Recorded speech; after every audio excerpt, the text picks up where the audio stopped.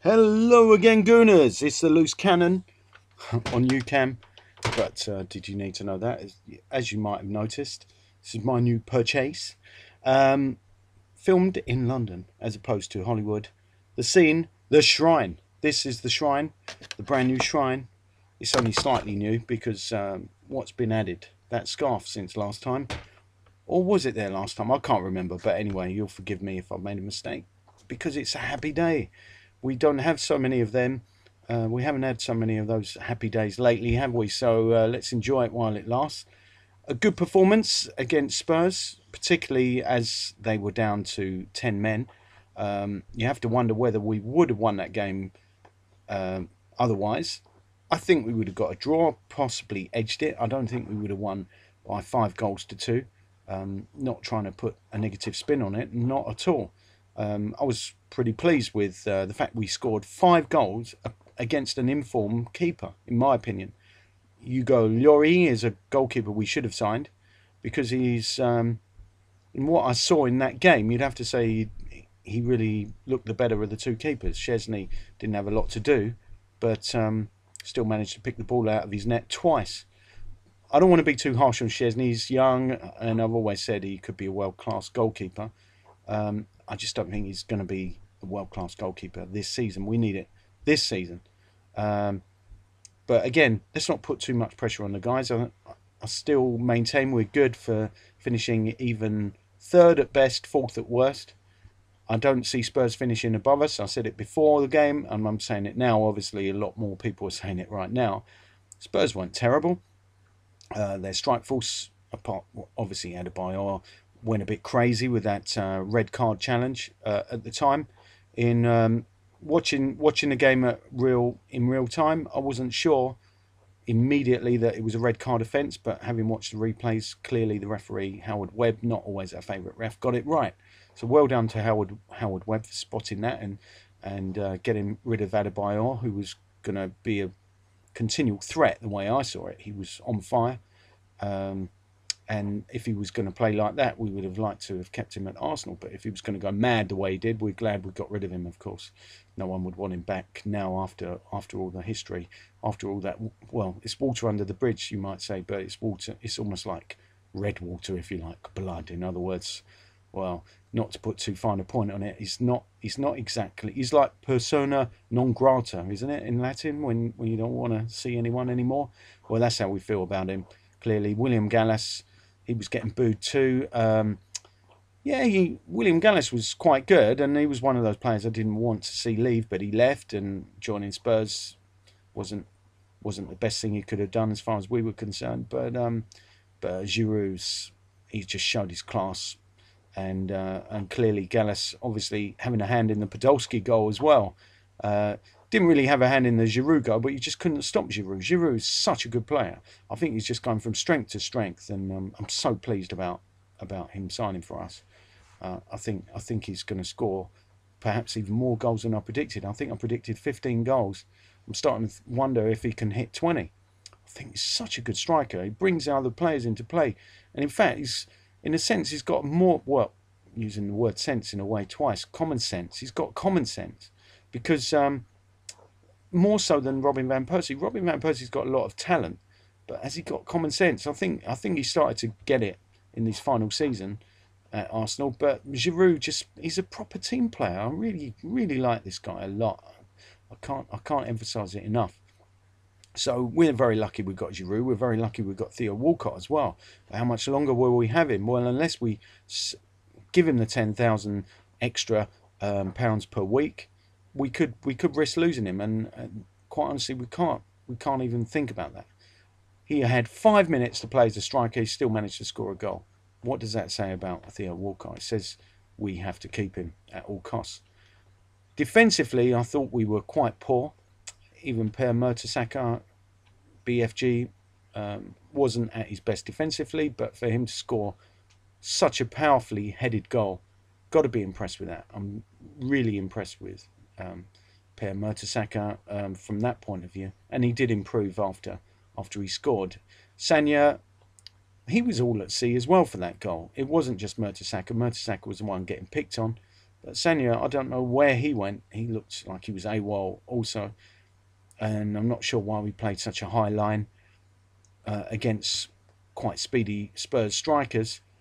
It was a bit of a mystery to me. So defensively, we weren't at our best. Vermaelen doesn't look amazing at left back. Koscielny was the best of a bad bunch, if you like, in the back four.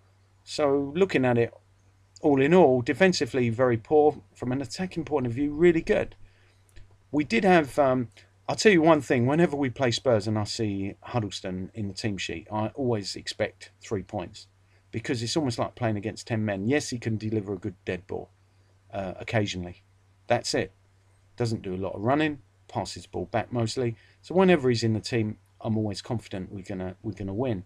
But after such a poor start, I was wondering if I'd called it right because I just thought I'm not too sure about this game at all now. And obviously we got back in it thanks to some people might say because Adebayor had that moment of madness, and other people would say we weren't that bad from a forward point of view. Cazorla took a long time to sort of get going. Theo seemed to be the player they couldn't play against. Carl Norton. I'm not saying this with hindsight. At the time when I saw the team sheet, I thought Norton could have some problems against Theo. I really saw it like that. I just thought this guy's going to struggle, and quite honestly, he did. And they just, I don't think Theo got into the game that much, but when he did, he was a real threat, and that's why I put him down as my man of the match. Although Cazorla, some of the skill he showed in flashes, well, you're not going to see much better than that, are you? So yeah, looking through the team, and Podolski, another solid performance. I'm not too sure why the commentators kept saying about his poor work rate. Well, clearly they haven't seen him in a lot of games. This guy gets through a lot of work for an injured player. He's doing more than his fair share. So I really wish the commentators would leave him alone. It gets on my nerves, quite honestly. And then, yeah, looking at the team, it was quite solid apart from the defence, and also this lack of a defensive midfielder. I think it's starting to really haunt us. I don't want to say I'd like to see Alex Song back because I wouldn't, but I thought we should have got a defensive midfielder, somebody to protect the back four, somebody with experience, not Coquelin. Coquelin's a good player and he may be the answer one day, but that day's not now. We need somebody to really just protect that back four, because that back four is struggling at times. I'm sure Arsene Wenger can see it, and hopefully he will address that problem in the next transfer window. If you've got any ideas about who we should buy, do let me know, and I'll be very interested to hear who you think we should get. I think that's about it, really. I think we should enjoy the moment that we managed to go above Spurs in the league table. Looking ahead, we've got Everton coming up away. Before that, Aston Villa away. Aston Villa got tonked today. It's been a good, some good results as far as we're concerned. Norwich beating Manchester United, so that's great news. That's just finished, I understand. And well, and Everton losing as well. They're obviously contenders for the fourth spot. I don't think they'll be up there come the end of the season, but they may finish fifth or sixth. And West Bromwich Albion, they're right up there as well, beating Chelsea. So that was a really good result for us, and particularly me, as I've said. I've got no particular dislike of Chelsea, even though they're another London club. I've got nothing against them majorly, but I want to see us finish higher than them, purely because we are the top London club, and they've got to realise that. They might have won the Champions League, so what? We were top in London last season, and I think we will be again this season. But I'm not expecting us to win the Champions League. We might win. What do we call it now? The Capital Cup. I think we've got a good chance if we avoid Chelsea, and if Chelsea get knocked out prior to the final, and we might even beat them in a final in a one-off game. I still think over a league campaign we are a better team than Chelsea.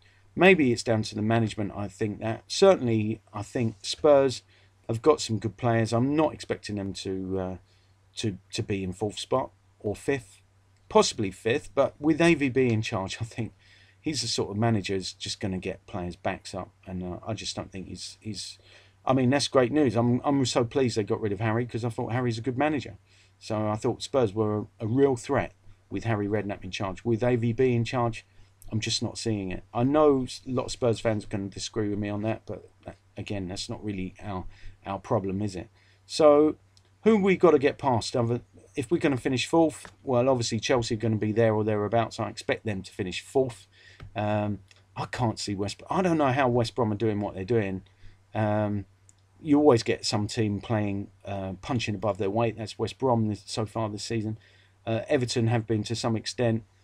If we could get Fellaini, that would just literally make my year. If we could get Fellaini, I'm saying it's a big if. If he's not going to sign a new deal, surely Everton are going to think about selling. £30 million, though. He's not going to be cheap, is he? Are we prepared to pay that for Fellaini? I suppose Arsene Wenger might want to ask Thomas Vermaelen about him. He should know a lot about him.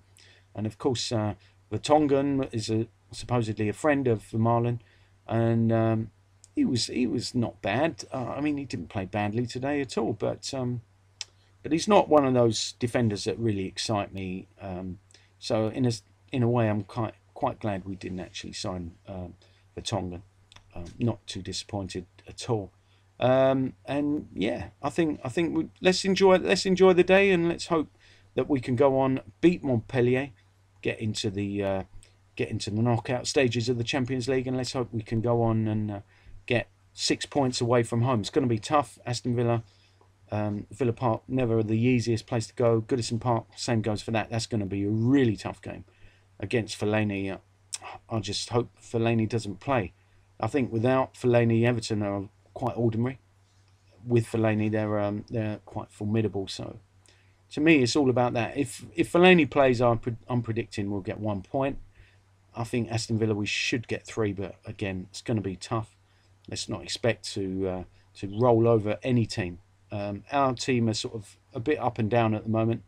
The confidence that we've gained from the Spurs victory should stand us in good stead, but it could be that if things go wrong, we'll start showing more signs of fragility, just like we did after going a goal down against Spurs today. So, it's onwards and upwards. And until the next time, up the Gooners.